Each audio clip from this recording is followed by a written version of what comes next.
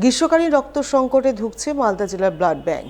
এই পরিস্থিতিতে রক্ত সংকট মোকাবিলায় এগিয়ে এলো মালদার একদল বরিষ্ঠ নাগরিক। আয়োজন করেন এক রক্তদান শিবিরের। রবিবার সকাল 11টা নাগাদ বরিষ্ঠ নাগরিক কমিটি উদ্যোগে শিবরাম ভবন সংলগ্ন এলাকায় এই রক্তদান শিবির অনুষ্ঠিত হয়। শিবিরে বরিষ্ঠ নাগরিক সহ সাধারণ মানুষজন রক্তদান করেন। এদিনের এই রক্তদান শিবিরে উপস্থিত ছিলেন ইংরেজবাজার পৌরসভা চেয়ারম্যান কৃষ্ণেন্দু নারায়ণ চৌধুরী, উদ্যোক্তা সনাতন কুণ্ডু, সুশান্ত চৌধুরী সহ আরো অনেকেই। এবং সার্টিফিকেট তুলে দিচ্ছেন। অন্যদিকে প্রয়াত বিজ্ঞান কর্মী গোপাল দাসের স্মৃতির উদ্দেশ্যে এক রক্তদান শিবির হয়ে গেল শহরের বাদ রোডে অবস্থিত আইএমএ ভবনে। এই রক্তদান শিবিরে মহিলা পুরুষ মিলিয়ে বেশ কয়েকজন রক্তদান করে বলে জানা যায়। পশ্চিমবঙ্গ বিজ্ঞান মঞ্চ ও ইংরেজবাজার শহর বিজ্ঞান কেন্দ্রের উদ্যোগে এই রক্তদান শিবিরের আয়োজন করা হয়। মালদা মেডিকেল কলেজ হাসপাতালে ব্লাড সেন্টারে বর্তমানে রক্ত সংকটকালীন অবস্থা। এই ধরনের রক্তদান শিবিরে আরো বেশি করে হওয়া প্রয়োজন বলে জানান ইংরেজবাজার শহর বিজ্ঞান কেন্দ্রের সম্পাদক সুতীর্থ নন্দী। এছাড়াও এই রক্তদান শিবিরে যুব এবং ছাত্র সমাজকে এগিয়ে আসার বার্তা দেন তিনি। প্রিয় সংগঠন বিজ্ঞান মঞ্চ খুব সম্প্রতি তার 40 বছর পার করেছে। আমরা অত্যন্ত গর্বিত এবং আনন্দিত। আমরা ঠিক করেছি সারা বছর ধরে এই 40 বছরকে কেন্দ্র করে বিভিন্ন কর্মসূচি করব, মানুষের কাছে থাকবো আরও বেশি বেশি করে, যাতে মানুষ আরও বেশি বিজ্ঞান চর্চায় আগ্রহী হয় এবং আরও বেশি করে মানুষ সমাজের কাজ করে, আমাদের পাশে থাকে, ছাত্র সমাজ আরও বেশি অনুপ্রাণিত হয়।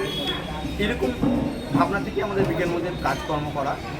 আমাদের যে স্বাস্থ্য সমস্যা বা স্বাস্থ্য যে পরিষেবা, দাদা এবং দিদিরা ছাড়া Malda blood bank, Malda medical college সম্পূর্ণ অচল। এই দাদা বা দিদিদেরকে নিয়ে যদি আমরা একটা সংগঠন গড়ে তুলতে পারি, আমরা যদি একটা গ্রুপ গড়ে তুলতে পারি, তাহলে মানুষের আরও বেশি করে কাজ করা যাবে। এটা যেমন তাদের পেশা, উল্টো দিকে এটা আমাদের নেশা। এই দুটোর মেলবন্ধন করলে আমরা সুন্দর করে আরও মানুষকে পরিষেবা যেমন দিতে পারবো, তেমন আরও বেশি বেশি করে সমাজকে অনুপ্রাণিত করতে পারবো, তারাও এগিয়ে আসুক। এরকম মতাদর্শকে সামনে রেখেই আমরা আজকে রক্তদান শিবির করছি।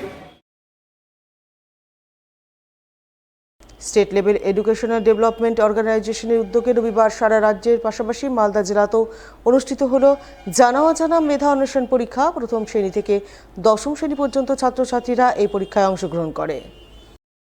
রাজ্য জুড়ে মোট 36,572 জন পরীক্ষার্থী অংশ নিল। মালদা জেলার 12টি পরীক্ষা কেন্দ্রের পরীক্ষার্থীর সংখ্যা ছিল 3,256 জন। মালদা রামকৃষ্ণ বিবেকানন্দ বিদ্যা মন্দির সহ জেলার বিভিন্ন স্কুলে পরীক্ষার আয়োজন করা হয়। সকাল থেকে পরীক্ষা কেন্দ্রগুলিতে ছাত্রছাত্রী ও অভিভাবকদের ভিড় লক্ষ্য করা যায়। সংস্থার কেন্দ্রীয় সম্পাদক দেবাশিস দেব শর্মা জানান, এই ধরনের সাধারণ জ্ঞানভিত্তিক মেধা অন্বেষণ পরীক্ষা ছাত্রছাত্রীদের মানসিক বিকাশে গুরুত্বপূর্ণ ভূমিকা পালন করে। পাশাপাশি ভবিষ্যতে বড় প্রতিযোগিতামূলক পরীক্ষার জন্য তারা প্রস্তুতি নিতে পারবে। সংস্থার পক্ষ থেকে পরীক্ষার্থীদের উৎসাহ বাড়াতে বিভিন্ন পুরস্কারের ব্যবস্থা করা হয়েছে। কেকে educational society the roots of education in Bengal বিগত 15 বছর ধরে সারা পশ্চিমবঙ্গে 1 থেকে 10 পর্যন্ত ছেলে মেয়েদেরকে জেনারেল নলেজ বিষয়ে পক্বতা বাড়াতে জানা অজানা পরীক্ষা আজকে সারা পশ্চিমবঙ্গে অনুষ্ঠিত হচ্ছে। আমরা লক্ষ্য করেছি যে 12 ক্লাস পাস করার পরে যে কোনো ছাত্রছাত্রী একটি সরকারি চাকরি পরীক্ষায় অংশগ্রহণ করে, রাজ্য বা কেন্দ্র, সেখানে 90% প্রশ্নপত্র জেনারেল নলেজের বিষয়ে থাকে। 6 মাস আগে বিজ্ঞপ্তি পাওয়ার পরে এই 6 মাসে সারা বিশ্বকে জানতে, দেশকে চিনতে এবং রাজ্যকে জানতে এত প্রশ্ন তারা মনে রাখতে পারে না, মুখস্থ রাখতে পারে না।